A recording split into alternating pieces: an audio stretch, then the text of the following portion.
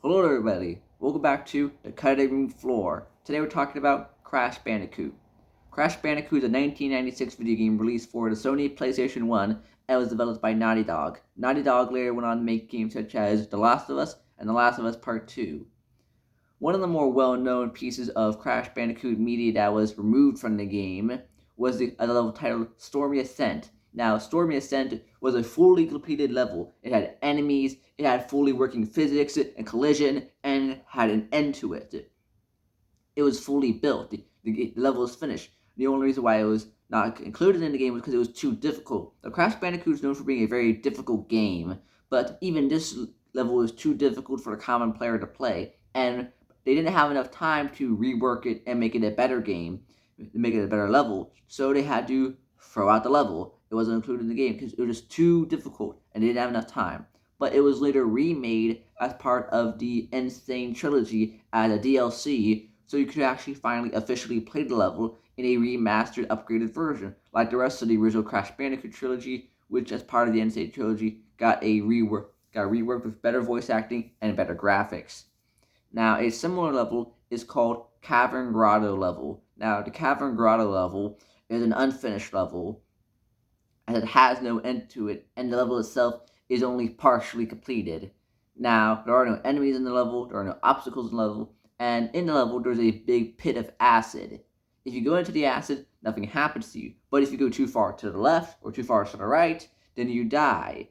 And there's no way to complete the level, because once you go past the pit of acid, you'll eventually end up in the void, where there's nothing. There is no end to the level, because only a small, tiny part of the level was ever built, and nothing else was there. But it is still a playable level. If you know how to do it, you can get the level working.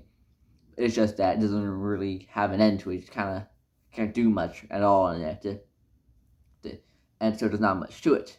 Now, alongside that, in Crash Bandicoot, it features a 3D map, but originally in some of the early prototype versions of the game, there was a 2D map featured in it, as this was actually seen in the April 8th, 1996 prototype, but afterwards it was removed and replaced with the 3D map that was featured in the release version of the game. And personally, the 2D map looks better, as the 3D map features very low quality polygons due to the limited technology of the game, and would have aged much better. Alongside that, there was really supposed to be an animated cutscene to begin Crash Bandicoot. It was fully animated, fully voice acted, and it was similar to the intros of Saturday morning cartoons at the time.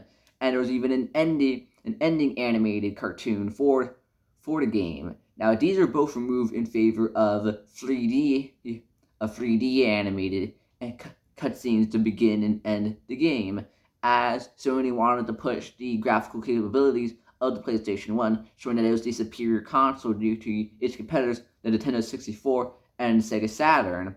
So they made it have it be a 3D animated polygon using cutscene to start the game, though we still have both the opening and ending animated cartoons for the roles originally intended to be as part of the game.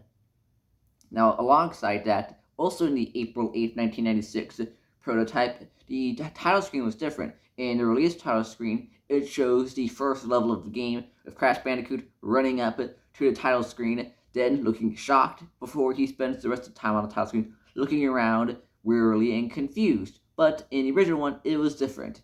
Originally, in this prototype, it showed Dr. Neocortex's laboratory. Dr. Neocortex is the main antagonist of the series, and it is the reason why Crash Bandicoot is the way he is today. Now, in this, and we see him in the lab alongside his assistant Brio, as in a chair is Tana Bandicoot, who was canonically Crash's girlfriend, and who he is trying to save in the game. As a part of the game, that you have to save her from Dr. Neocortex and his assistant Brio.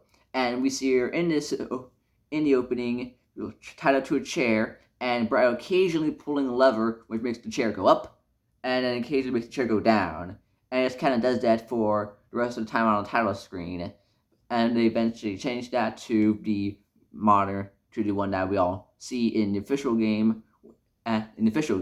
Now, a later May version of the title screen is a little bit different, as we still see him run up to the title screen and look shocked, but there is no beach background, rather just a blue screen. But this is, of course, would probably not have actually been in the game, as this is just the prototype version, so everything would not have been officially created, of course.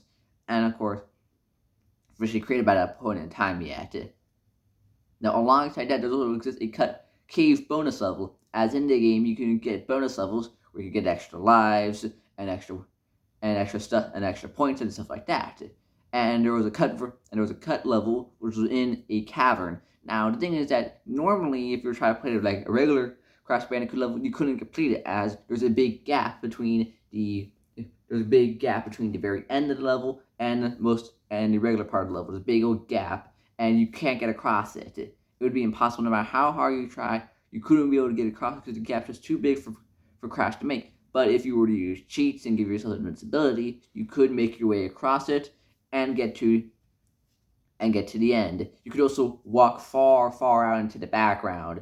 Just go way out and to the darkness and the void, because there was no really, because they didn't really program that part in, that you couldn't go out that far. And of course, the game, it was never playable in the actual game itself normally, because they just didn't finish it and they didn't decide to include it. And of course, like once you get to the end, tunnel will be there. And now in development of the game, there were a few things changed. Her fur was originally a brown color, but then it was later changed to an orange color, just like how Crash's fur color is orange. And her shorts were originally green, but then got changed to blue for one reason or another. But that is the game. So that's all I gotta say, folks. Well, not much else for me to say. Well, bye. Have a nice time.